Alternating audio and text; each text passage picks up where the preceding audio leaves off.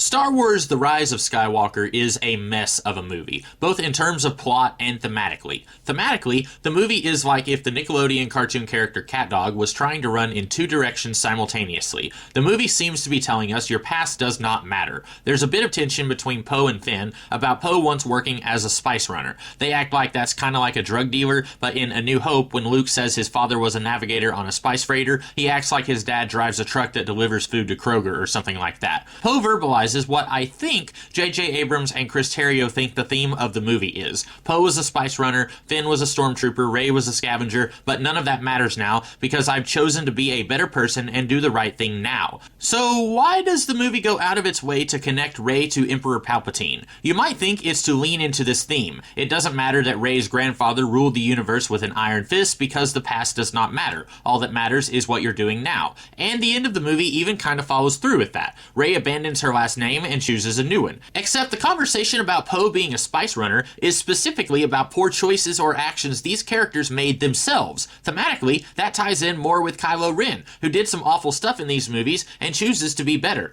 But who you're related to, that doesn't have anything to do with the actions you take, which is what makes you a good or bad person. Batman's grandfather helped free slaves in the Underground Railroad. His dad provided a new public transportation system for Gotham City. But none of that makes Batman more or less of a hero. It's his actions that make him heroic. So the connection between Rey and Emperor Palpatine doesn't have anything to do with the themes the movie is half-heartedly peddling. You might say it's there for a plot reason. Palpatine wants a younger, stronger body to put his mind into. So Rey is his granddaughter so he can do that. But why can't she just be a nobody who happens to be strong in the Force? And Palpatine recognizes that and wants to take advantage of that. What is possible and how things work in the Star Wars movies has never been clearly defined. So you could do this and it wouldn't be a big deal. We've never seen mind transference in the Star Wars movies, so Rey doesn't have to be Palpatine's granddaughter to do this plot. It feels like J.J. Abrams had an idea that Rey was connected to somebody important during The Force Awakens, so he set up this flashback of young Rey watching her parents fly away. And when the movie came out, there were lots of theories about who Rey could be. Obi-Wan's granddaughter, Han and Leia's daughter, Luke's daughter. But even before The Last Jedi came out, I never wanted Rey to be connected to somebody we had met before. Mostly because I feel like it makes this gigantic universe with endless possibilities seem smaller if everyone in these movies are all related to each other. This is even more asinine when you literally have a universe you are telling stories about with countless planets and beings, and somehow every character has to be connected to someone else. So when The Last Jedi confirmed Rey's parents sold her for drinking money and that she isn't part of some heroic dynasty, I was on board with that. A friend of mine, he didn't like this revelation. He cited the writing rule of Chekhov's gun, which is if you introduce a plot point early in your story, it must be paid off later in your story. So what he was saying was the flashback showing young Rey being abandoned on Jakku was setting her up to be somebody important. I disagree, as I think looking at that scene in the context of The Force Awakens, it was only important because Rey was hesitant to move on. And so when she did, that scene was paid off. Chekhov's gun achieved. Furthermore, I don't see how the revelation that Rey's parents were nobodies is any different than the Darth Vader is Anakin Skywalker reveal in the original trilogy. In A New Hope, Obi-Wan says Anakin was an excellent pilot, a Jedi Knight, and a good friend. Luke builds up this idea in his mind that his dad was a courageous war hero.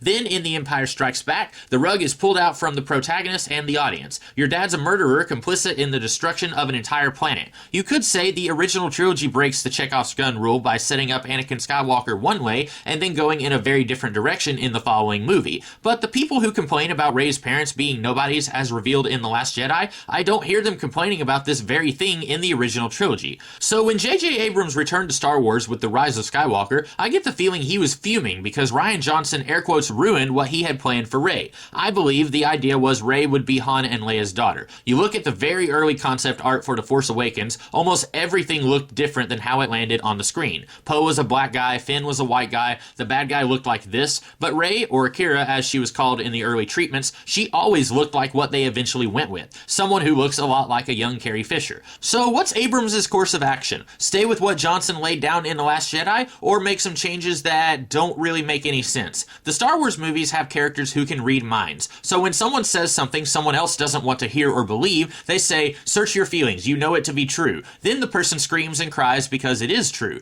Rian Johnson used the same narrative trick in The Last Jedi that Irv Kershner, Leigh Brackett, Lawrence Kasdan, and George Lucas pulled in The Empire Strikes Back. So it boggles my mind that The Rise of Skywalker feels the need to retcon this pretty open and shut case of Rey's parentage. Well, they were nobodies because they chose to be. What? If Kylo Ren tells Rey to search her feelings and she realizes he's right, but only technically because of how he worded what he said, that might be one of the stupidest things in the history of fiction. If I told someone I didn't set foot on Panama City Beach, but then they later find out I've been there, I walked on the beach, I just didn't put my bare foot on the sand, that's still a lie. I honestly believe J.J. Abrams was unhappy with The Last Jedi providing a good message that your mom or dad doesn't have to be famous for you to make something of yourself, so he wanted to mess it up because he's petty.